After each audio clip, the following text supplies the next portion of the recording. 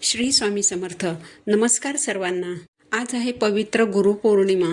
आजच्या या दिवशी प्रत्येक आईने आपल्या मुलांच्या उज्ज्वल भविष्यासाठी एक अत्यंत प्रभावी असा उपाय नक्की करायचा आहे. आज संध्याकाळी आपल्या मुलांसाठी एक दिवा लावायचा आहे. अत्यंत श्रद्धेने आणि विश्वासाने हा उपाय केल्यास मुलांची शिक्षणात प्रगती होते, नोकरी प्राप्तीचे मार्ग मोकळे होतात. विवाहयोग्य मुलं मुली असतील तर त्यांच्या विवाहात येणारे अडथळेही दूर होतात. तर हा दिवा कुठे लावायचा, कसा लावायचा, कोणत्या वेळेत लावायचा आहे, याबाबतची संपूर्ण माहिती मी तुम्हाला आज या व्हिडिओमध्ये सांगणार आहे. यासाठी व्हिडिओ शेवटपर्यंत ऐका. चॅनलवर नवीन असाल तर चॅनलला सबस्क्राईब करा आणि असेच माहितीपूर्ण व्हिडिओ पाहण्यासाठी बेल आयकॉनला प्रेस करा. तर हा जो उपाय आहे हा तुम्हाला आज संध्याकाळी करायचा आहे. आता हा उपाय आईनेच करायला हवा का? तर पहा, शक्य असेल तर आईनेच हा उपाय मुलांसाठी करावा. कारण ज्या प्रेमाने आणि निस्वार्थी भावनेने आई मुलांसाठी हा उपाय करते त्याची तुलना इतर कुणाशीच होऊ शकत नाही. गुरुपौर्णिमेच्या या पवित्र दिवशी जर प्रत्येक आईने आपल्या मुलांच्या उज्ज्वल भविष्यासाठी, मुलांच्या सर्वांगीण प्रगतीसाठी दिवा लावून मनोभावे प्रार्थना केली तर त्याचा फायदा मुलांना 1000 पटीने जास्त होतो.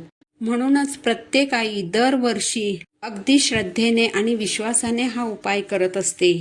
हा उपाय केवळ दिवा लावण्यापुरता मर्यादित नाही, तर जसा दिव्याचा लख्ख प्रकाश पडतो अगदी त्याच प्रकारे आपल्या मुलांच्या आयुष्यात प्रकाश कायम राहावा यासाठी अगदी मनोभावी केलेली ही सेवा आहे. परंतु जर काही कारणामुळे आई हा उपाय आपल्या मुलांसाठी करू शकत नसेल तर वडील सुद्धा हा उपाय मुलांसाठी करू शकतात. ज्यांची मुले शिक्षण घेत आहेत, स्पर्धा परीक्षांची तयारी करत आहेत, ज्यांची मुले नोकरी, उद्योग किंवा व्यवसाय सुरू करण्यासाठी संधीची वाट पाहत आहेत, अशा प्रत्येक आईने आज हा उपाय नक्की करावा. तर आज संध्याकाळी तिन्ही सांजा झाल्यानंतर देवघरातील देवांसमोर दिवा लावायचा आहे. धूप, दीप, अगरबत्ती लावून वातावरण अगदी छान प्रसन्न करायचं आहे. आपल्या गुरूंचं म्हणजेच श्री स्वामी समर्थ महाराजांचं स्मरण करायचं आहे. भगवान विष्णू आणि माता लक्ष्मीचं मनोभावे स्मरण करायचं आहे.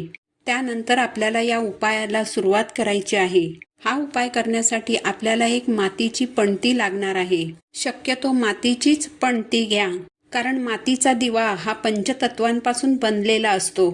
या पणतीमध्ये कलाव्याचा जो धागा असतो, लाल पिवळ्या रंगाचा कलाव्याचा जो धागा असतो, त्या धाग्याची वात घाला. जर कलाव्याचा धागा नसेल तर कापसाची दुहेरी लांब वात तयार करा आणि त्या वातीला हळद कुंकू लावून लाल पिवळ्या रंगाचं करून घ्या. यानंतर पंतीमध्ये गाईचं शुद्ध तूप घाला. यानंतर हा दिवा उंबरठ्यावर अगदी मध्यभागी ठेवायचा आहे. यानंतर दिवा प्रज्वलित करायचा आहे. दिवा प्रज्वलित करताना आपल्या मुलांचं नाव मनामध्ये घ्यायचं आहे. दिव्यामध्ये 1 रुपयाचे नाणे, 2 अखंड लवंगा आणि 2 हिरव्या वेलची टाकायच्या आहेत. दिव्याला हळद कुंकू, फूल, अक्षता अर्पण करा आणि यानंतर दोन्ही हात जोडून प्रार्थना करायची आहे. माझ्या मुलांवर सदैव तुमची कृपादृष्टी राहू द्या. मुलं करत असलेल्या प्रत्येक कामात त्यांना यश लाभू द्या. त्यांच्या बुद्धीला योग्य दिशा द्या. त्यांच्या कष्टाला, मेहनतीला यश येऊ द्या. प्रवासात त्यांचं रक्षण करा. त्यांना निरोगी दीर्घायुष्य लाभू द्या. अशी अगदी मनोभावे प्रार्थना करायची आहे.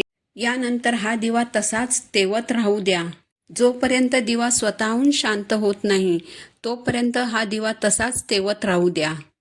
कारण अखंड तेवणारा दिवा हा ज्ञान, सकारात्मकता आणि भक्तीचे प्रतीक आहे. म्हणून प्रत्येक पूजेमध्ये दिवा हा अवश्य लावला जातो.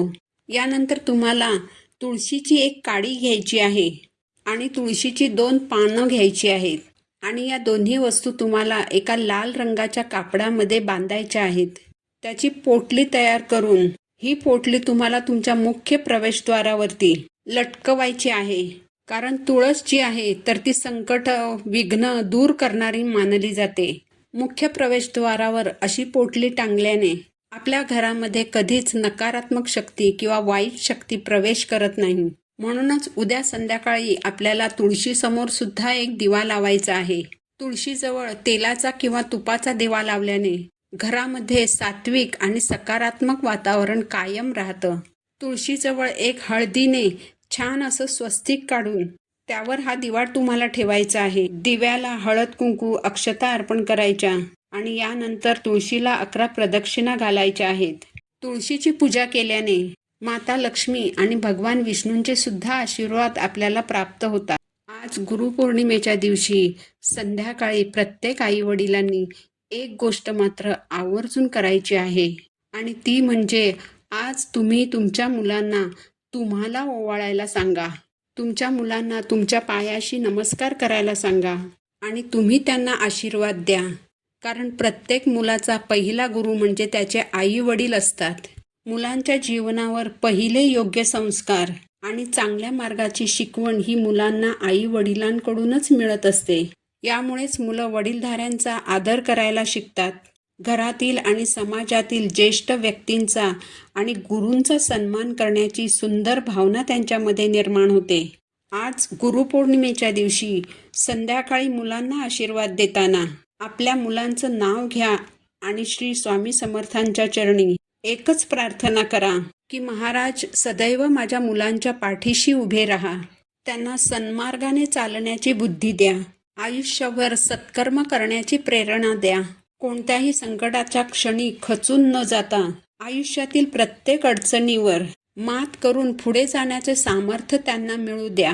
अशी अगदी मनोभावे महाराजांना प्रार्थना करा. बघा, महाराजांच्या कृपेने, स्वामी कृपेने तुमच्या मुलांची शिक्षणात, अभ्यासात प्रगती होईल. नोकरी प्राप्तीचे नवे मार्ग मोकळे होतील.